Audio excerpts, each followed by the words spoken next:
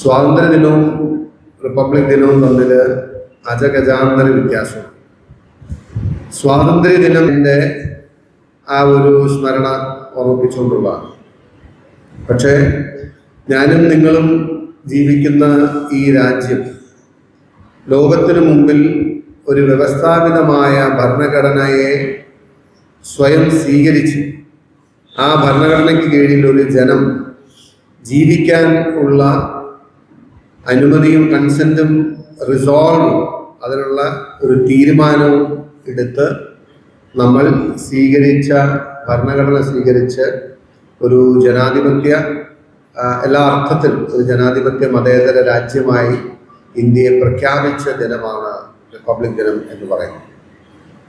വെറുതെ ഏതെങ്കിലും സമയത്ത് പെട്ടെന്ന് നമ്മൾ ഉണ്ടാക്കിയ ഒരു ഭരണഘടന ഏതാണ്ട് 3 വർഷം, അതായത് കൃത്യമായി പറഞ്ഞാൽ 2 വർഷവും 11 മാസവും 17 ദിവസവും അന്നത്തെ കോൺസ്റ്റിറ്റ്യൂന്റ് അസംബ്ലിയിലുള്ള നേതാക്കന്മാർ, ദൈഷ്ണാശാലികളായിരുന്ന, പ്രഗത്ഭമതികളായിരുന്ന, ദീർഘദർശിമാരായിരുന്ന നേതാക്കന്മാർ അനുഭവ സമ്പത്ത് കൊണ്ടും അറിവ് കൊണ്ടും ജ്ഞാനം കൊണ്ടും വിജ്ഞാനം കൊണ്ടും നിറകുടങ്ങളായിരുന്നു.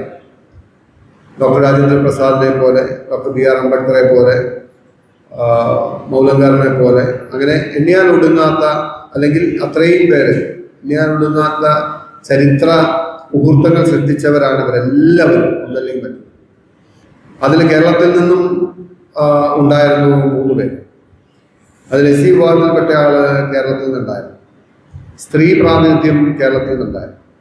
അപ്പം അങ്ങനെ അത്രയും പേരിരുന്ന് 2 വർഷവും 11 മാസവും 17 ദിവസവും ഈ രാജ്യത്ത് എന്തൊക്കെ രീതിയിൽ നാളുകളിൽ അപകടങ്ങൾ ഉണ്ടാകാം, എന്തൊക്കെ വാദങ്ങൾ ഉയർന്നു വന്ന് ഈ രാജ്യത്തെ നമ്മൾ വിഭാവനം ചെയ്യുന്ന രാജ്യത്തിൽ നിന്നും വ്യത്യസ്തമായി നിർവചിക്കപ്പെടാം.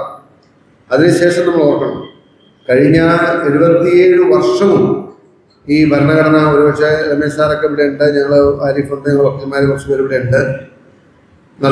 കോടതികളിൽ നടക്കുന്ന പ്രക്രിയ എന്ന് പറയുന്നത് ഓരോ ദിവസവും ഓരോ മണിക്കൂറിലും ഈ രാജ്യത്തെ ഭരണഘടനാ കോടതികൾ ഭരണഘടനയുടെ ഓരോ വകുപ്പുകളെ തലനാരിഴ കീറി അതിനെ ഓരോ വട്ടം വീണ്ടും വീണ്ടും വീണ്ടും നിർവചിച്ചുകൊണ്ടിരിക്കുകയാണ്. അന്ന് എഴുതിയുണ്ടാക്കിയ ഭരണഘടനയുടെ നിർവചനം ഇന്നും നമുക്ക് പൂർത്തീകരിക്കാൻ കഴിഞ്ഞിട്ടില്ല.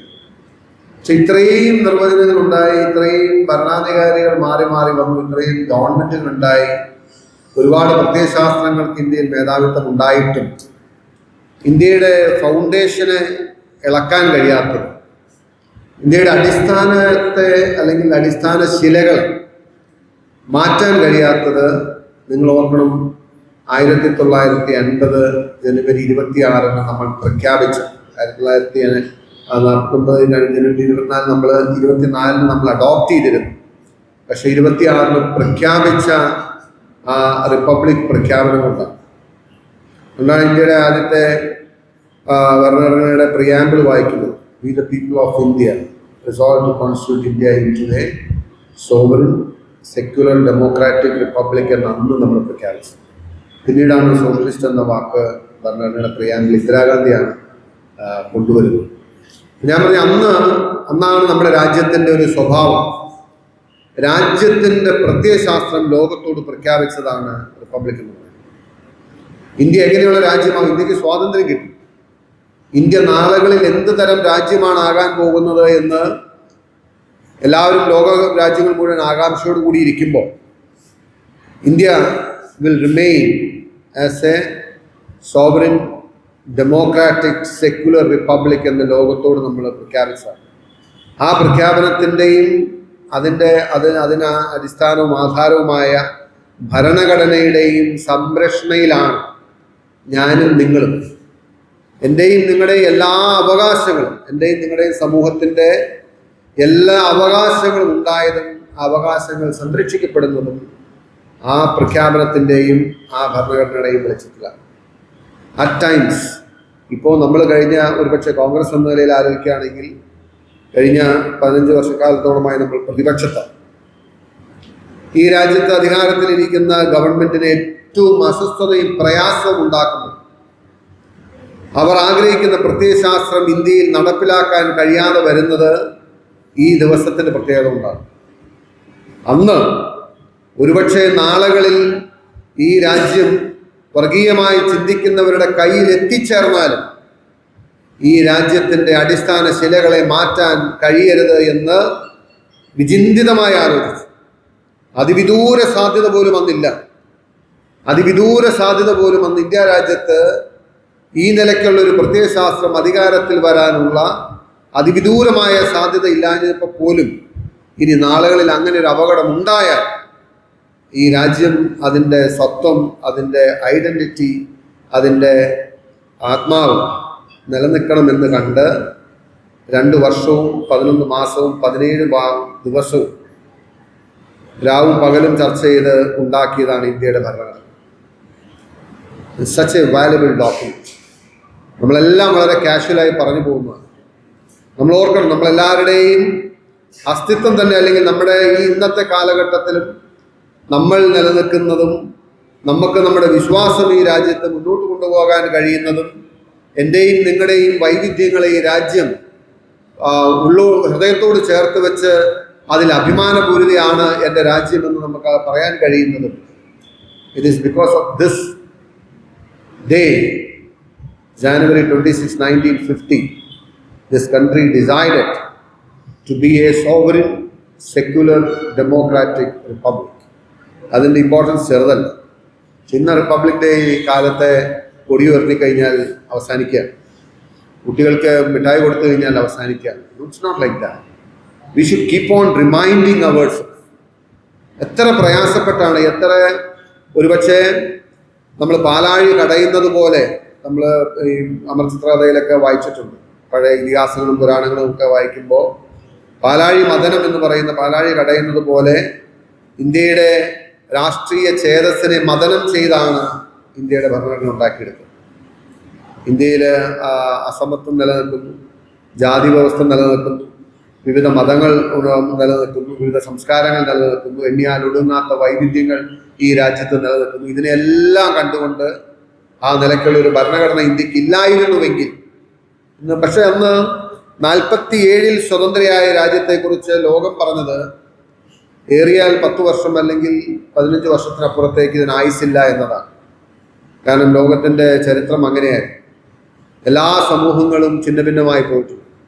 വൈവിധ്യങ്ങളുണ്ടായിരുന്ന, വ്യത്യസ്തതകളുണ്ടായിരുന്ന, വൈജാത്യങ്ങളുണ്ടായിരുന്ന എല്ലാ സമൂഹങ്ങളും മതത്തിൻ്റെ പേരിൽ, ജാതിയുടെ പേരിൽ, വംശീയതയുടെ പേരിൽ, ഭാഷയുടെ പേരിൽ, സംസ്കാരത്തിൻ്റെ പേരിലൊക്കെ തല്ലി തകർന്ന് അല്ലെങ്കിൽ ഛിന്ന ഭിന്നമായി പോയിട്ടു.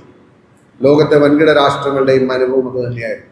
അതുകൊണ്ട് ഇന്ത്യക്ക് 10 വയസ്സിനപ്പുറത്തേക്ക് പോകാം. കാരണം നിരക്ഷര കുക്ഷികളായിട്ടുള്ള, ദരിദ്രനാരായണന്മാരായിട്ടുള്ള കോടാനുകോടി ജനങ്ങൾ, അവർക്ക് എന്തെന്നറിയില്ല, അല്ലെങ്കിൽ അറിവറിയില്ല, എഴുത്തറിയില്ല, വായന അറിയില്ല, അങ്ങനെയുള്ള ഒരു ജനത ആര് നയിക്കാനാണ് ഇവരെങ്ങനെയാണ് ഒന്നിച്ചു നിൽക്കാൻ കഴിയുക എന്ന് ലോകം ചിന്തിച്ചതിന് തെറ്റു പറയാൻ കഴിയില്ല.